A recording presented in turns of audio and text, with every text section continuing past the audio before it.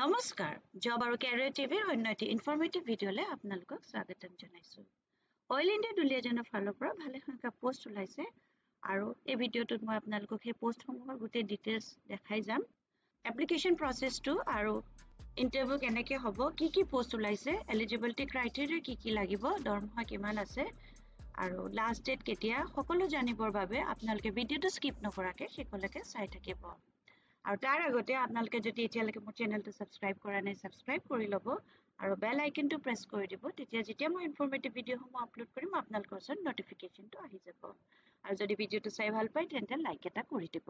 আহকচোন এতিয়া ভিডিঅ'টো ষ্টাৰ্ট কৰোঁ। স্ক্ৰীনত দেখাইছোঁ মই এখন অইল ইণ্ডিয়া দুলীয়াজানৰ যোনখন অফিচিয়েল নটিফিকেশ্যন হয়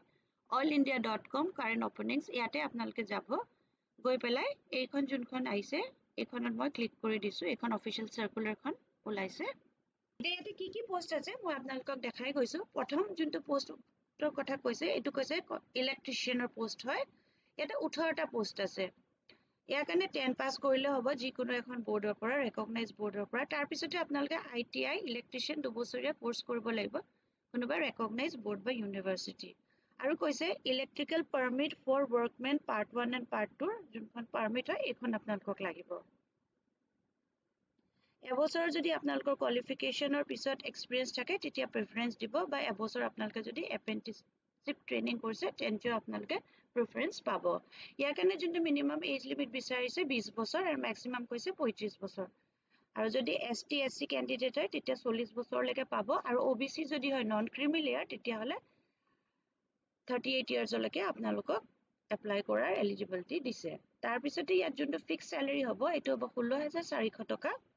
আৰু লগতে আপোনালোকৰ এটা ভেৰিয়েবল থাকিব 640 টকা পাৰ ৱৰ্কিং ডে হিচাপত দিব। তাৰপিছত নেক্সট যোনটো পোষ্ট আছে সেইটো হ'ল মেকানিকৰ পোষ্ট হয়। ACR এয়াৰ কণ্ডিশ্যনিং এণ্ড ৰেফ্ৰিজাৰেশ্যনৰ কাৰণে 2টা পোষ্ট আছে, আৰু এইকেইটাৰ কাৰণেও একে। প্ৰথমতে আপোনালোকে 10 পাছ কৰিব লাগিব, তাৰপিছতে আপোনালোকে ITI কৰিব লাগিব ACNR মেকানিকৰ কোনো গভৰ্ণমেণ্ট ৰেকগনাইজ ইনষ্টিটিউটৰ পৰা। আৰু এবছৰ যদি আপোনালোকৰ কোৱালিফিকেশ্যনৰ পিছত এক্সপিৰিয়েঞ্চ থাকে বা এবছৰ যদি এপ্ৰেণ্টিছশ্বিপ কৰিছে তেন্তে আপোনালোকক প্ৰিফাৰেঞ্চ দিব।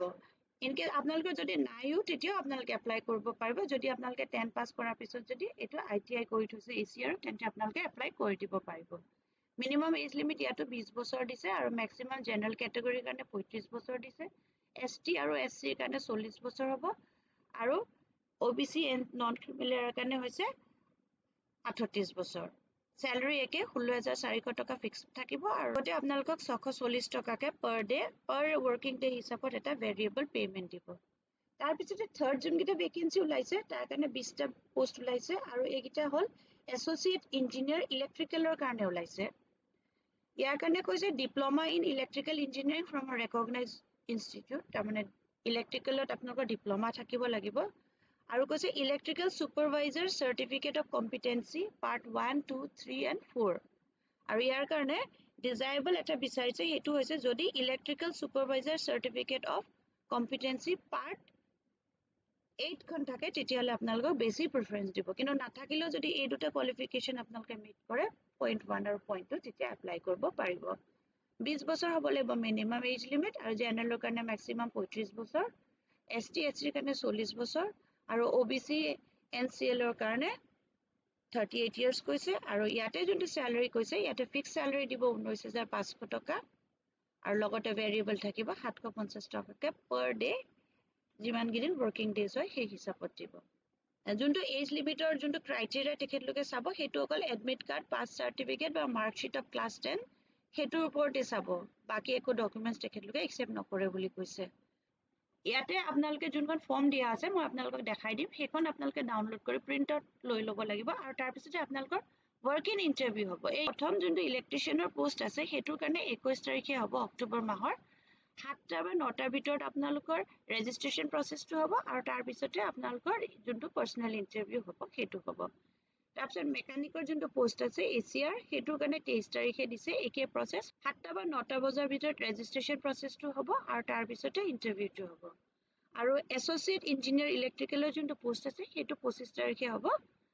7টা বা 9টাৰ ভিতৰত ৰেজিষ্ট্ৰেশ্যন হ'ব, আৰু তাৰপিছত ইণ্টাৰভিউটো হ'ব। আৰু এই গোটেইখিনি যোনটো লোকেশ্যন হৈছে সেইটো হৈছে দুলীয়াজানৰ যোনটো অফিচ হয় এমপ্লয়ী ৱেলফেয়াৰ অফিচ নেহেৰু মৈদাম অইল দুলিয়াজান ইয়াতে হ'ব 21 তাৰিখ 23 তাৰিখ আৰু 25 তাৰিখ এই ডেট কেইটা আপোনালোকে মনত কৰি ল'ব ইয়াৰ পিছতে কি কি ডকুমেণ্টছ লাগিব মই সেইটো এবাৰ কৈ দিছোঁ পাৰ্চনেল যোনখন মই ক'লো ফৰ্মখন লাষ্ট টু পেজ দেখাই দিম সেইখন আপোনালোকে ফৰ্মখন ফিল আপ কৰি লৈ যাব লাগিব এখন ৰিচেণ্ট 3x3 কালাৰ ফটোগ্ৰাফ এখন লাগিব তাৰপিছত original and self attested copies of document certification testimonials তাৰমানে অৰিজিনেল ডকুমেণ্ট কেইখন আপোনালোকে লৈ যাব লাগিব লগতে আপোনালোকে ফটো ষ্টেট কৰি পেলাই চেল্ফ এটেষ্ট কৰি লৈ যাব লাগিব তাৰ ফটোকপি কেইখন valid identity proof and valid address proof তাৰমানে আপোনালোকৰ এটা আইডেণ্টিটি প্ৰুফ যেনেকৈ আধাৰ কাৰ্ড হৈ গ'ল ড্ৰাইভিং লাইচেন্স পাছপোৰ্ট বা ভোটাৰ আইডি কাৰ্ডো আপোনালোকে লৈ যাব পাৰিব এজ এ আইডেণ্টিটি আৰু এড্ৰেছ প্ৰুফ তাৰপিছতে মাৰ্কশ্বিট লৈ যাব 10 পাছৰ মাৰ্কশ্বিট 12 পাছৰ যি আপোনালোকৰ ডকুমেণ্টছ আছে আপোনালোকে লৈ যাব যদি আপোনালোকে যিকোনো কাষ্টৰ বিলং কৰিছে তেন্তে কাষ্ট চাৰ্টিফিকেটখনো আপোনালোকে লৈ যাব লাগিব আৰু ক'ৰবাত যদি আপোনালোকে চাকৰি কৰি আছে তেতিয়াহ'লে ন' অবজেকশ্যন চাৰ্টিফিকেটখন লৈ যাব লাগিব এইখিনি টাৰ্মছ এণ্ড কণ্ডিশ্যনছ দিছে এইখিনি এবাৰ আপোনালোকে পঢ়ি চাই ল'ব এইখিনি মই পঢ়ি নিদিওঁ কেইবাটাও পইণ্ট আছে এতিয়া মই আপোনালোকক এপ্লিকেশ্যন ফৰ্মখন দেখাই দিছোঁ এইখন হৈছে এপ্লিকেশ্যন ফৰ্মখন এই যোনটো বাটন আছে এইটো ডাউনলোড বাটন এইটোত আপোনালোকে ক্লিক কৰি পেলাই এইখন গোটেই এডভাৰটাইজমেণ্টটো আপোনালোকে ডাউনলোড কৰি ল'ব পাৰে 6খন পেজ আছে কৰি পেলাই আপোনালোকে প্ৰিণ্ট আউট ওলাই ল'ব বাকীখিনি ডকুমেণ্টছ আপোনালোকে ৰেফাৰেঞ্চৰ কাৰণে থৈ দিব বাকী যোনকেইখন পেজ আছে আৰু বাকী এইখন যোনখন পেজ আছে এইখন হৈছে এপ্লিকেশ্যন প্ৰচেছ এইখনতে আপোনালোকে ফিল কৰি পেলাই লৈ যাব লাগিব ইয়াতে আপোনালোকে ফটোখন লগালে নাম এড্ৰেছ জেণ্ডাৰ বাকী এইখিনি গোটেইখিনি আপোনালোকে ফিল কৰিব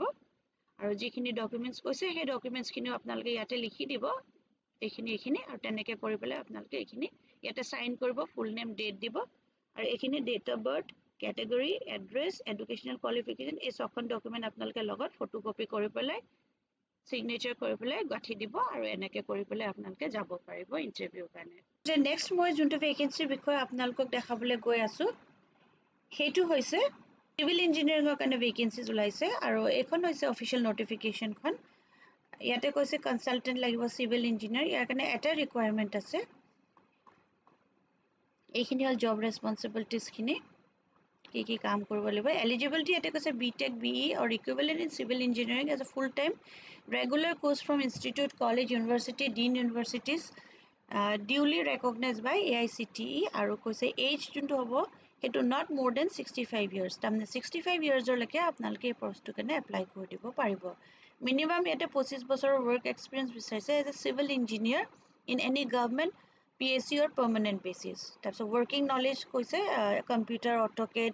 এডভান্স MS অফিচ এইখিনি লাগিব বুলি কৈছে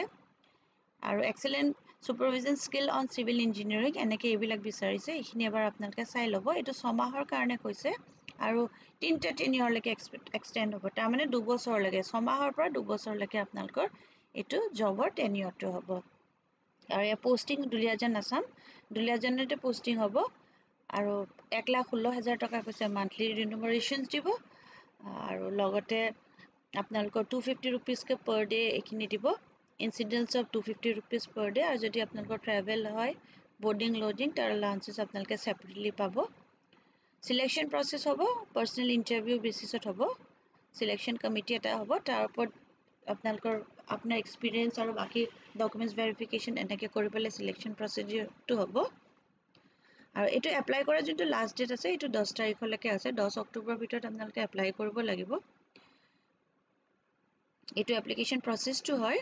ডিউলি ফৰ্মখন আপোনালোকে ফিল কৰি পেলাই con_app@oilindia.in on or before 10/10ৰ ভিতৰত আপোনালোকে এপ্লাই কৰি দিব পাৰিব আৰু ইয়াতে ফৰ্মেটটো দিয়া আছে এপ্লিকেশ্যনৰ ফৰ্মেটটো এইখন আপোনালোকে এবাৰ ডাউনলোড কৰি ল'লে তাৰপিছত এখন ৱৰ্ড ডকুমেণ্টলৈ কনভাৰ্ট কৰি পেলাই ইয়াতে আপোনালোকে গোটেইখিনি ফিল আপ কৰি দিব আপোনালোকৰ গোটেই বায়'ডাটাখিনি আৰু লগতে কি ডকুমেণ্টছ লাগিব সেইখিনি ইয়াতে লিখি দিছে এইখিনি আপোনালোকে দিব লাগিব proof of date of birth caste certificate যদি এপ্লিকেবল হয়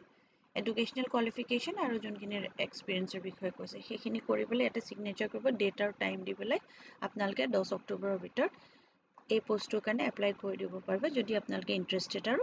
এলিজিবল হয় এইটো ভিডিঅ'ত মোৰ আজি দেখাবলগীয়া ইমানেই আছিলে